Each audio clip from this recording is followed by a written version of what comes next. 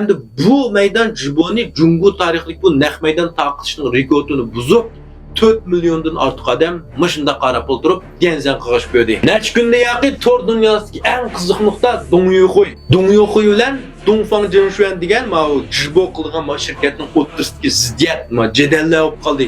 Sizlar diqqat qildinglarmi? Bu Dongyuxuy mo'shu shirkatning eng chong Wanxun bir mol sotuvchisiga.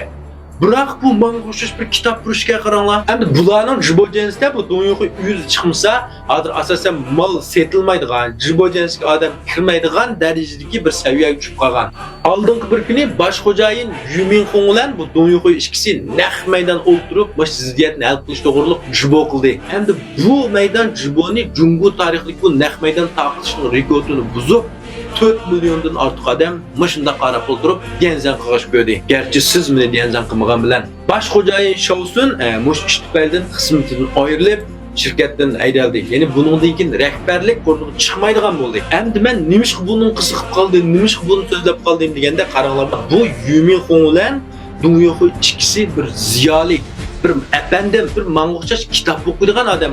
Bu ikkisi bir tomosha sahnasidagi bir naqsh etadigan ya bir kino artisti ya bir cho'lponlar emas. Bu Dongyuxuy Yuminxon ikkilsiniki tarixni manda qarab baxsana ikkilsi mang'uchash bir odat oiladan kelib chiqqan, ondan kitob o'qiydigan, o'zining zobbillari olsun yoki Jiboda mana kitob to'g'riliq har xil narsalarni so'zlab turadigan. Garchi endi bular 4 klassik asar to'g'ri so'zlangan bo'lsa-mu, yaqinligimiz bor ekan. Endi bular shundaq bir ziyoli kitob o'qiydigan kishilar turib, hech qanday bir cho'lponlarni taklif qilmagan, hech qanday bir tomosha sohasidagi vanqonlarni chaqamagan ahvol ostida o'zimizdagi Jiboni ko'rish rekordini buzyapti.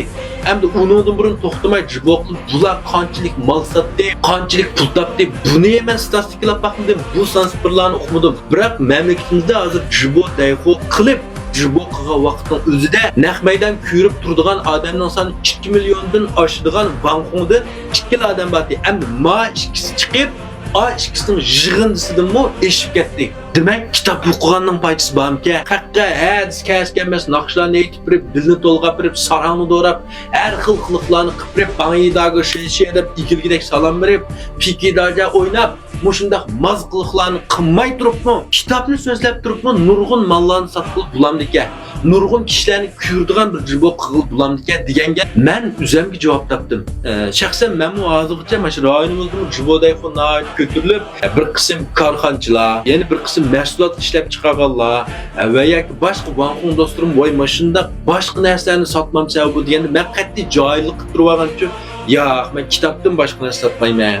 Chuqur kitoblarni sotmayman, kitoblarni so'zlayman. Endi men tunligim bugun bu 4 klassikalarni so'zlab yurib, qahning og'ziga aran chiqdim, qodi kitob, jugo qodi deb yomon tasdiqlabdim bu navbat. Endi o'g'anda sizlarning bu narsani setib kelsam, sat turdi deb qimmat ekanman.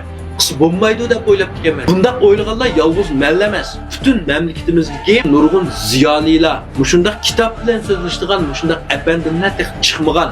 Sal izohat to'xtar men ma'lum turib, men o'quvchilarim bor, mandaq tushsam ekan. Demak, ma'chkisi hozir ma ishni buzyapti. Ep kelgan eng chong foydasi to'xta shu kitob so'zlaydiganlarmi, ziyolilarmi chiqib Jiboday xo'qis buludu.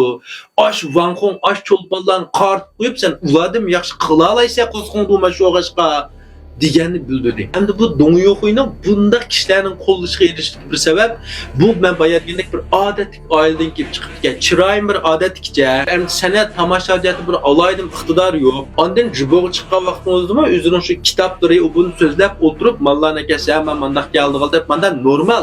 Eliqda kuchab voy bizning mal 9 qo'y 9 mi? Ondaq qildik, bugun basni kesdik. Bunda ko'p turish qat'iy yo'q. Hatta suyukish ekan mening Jibosida. Bir qatimliq Jibosi qarsam birsi bir chasupun keldi. Ama shundaq chasupga necha pul 399 qo'ygan ha deb qo'rqib ishtiryapti. Bu 399 qo'yga chashni juz qandaqlidi? Hozir suv ekanlar dastakonman chechim baqayman. Ben shu yo'q ketman. Na kelishgan bu o'zgarib ketman. Ulam kulib ketdi. Men to'rdan 9 qo'y 9 moq chasupun arsam, men mandaq supundan 100 dal kilidi.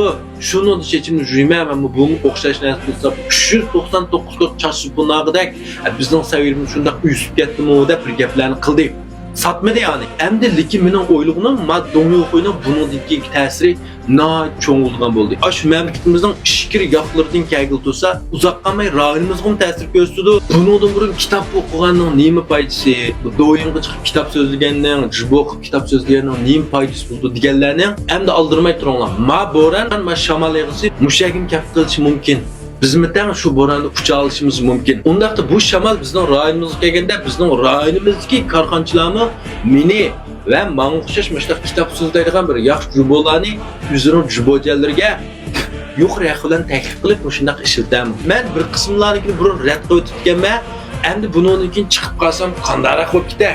Sizlar qanday qo'yildinglar? Endi mana dunyo qo'y to'g'riliq mas ziyolilar to'g'ri so'zlasam bakchiq so'zlab ketib qoldik. Navad mash mazmunini oxir davomli anglayli deganlar bir dana yaxshi suratli pinglib qo'ysanglar, keyingi sonda oxir davomli so'zlaylik. Rahmat.